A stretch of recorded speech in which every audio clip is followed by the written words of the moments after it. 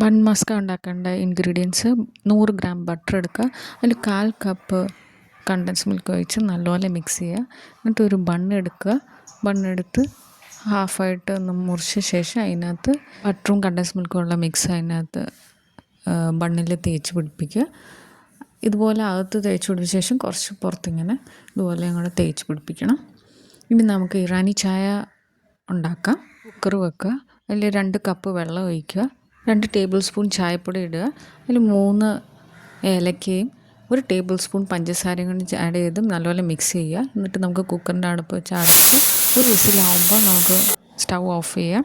10 മിനിറ്റിന് ശേഷം cooker open ചെയ്ത് തുറന്ന് കഴിഞ്ഞിട്ട് നമുക്ക് ആദ്യം ഒരു കപ്പിലോട്ട് ഒഴിക്കാം. നമ്മുടെ കടുപ്പത്തിനനുസരിച്ച് എങ്ങനെയാണെന്ന് വെച്ചാൽ ഒഴിക്കാം. അത് കഴിഞ്ഞ് നമ്മൾ ചൂടാക്കിയ പാലും അതിലോട്ട് ഒഴിച്ച് 1 ടേബിൾ സ്പൂൺ കണ്ടൻസ് മിൽക്കും കൂടെ ആഡ് ചെയ്ത് നല്ലപോലെ മിക്സ് ചെയ്യാം.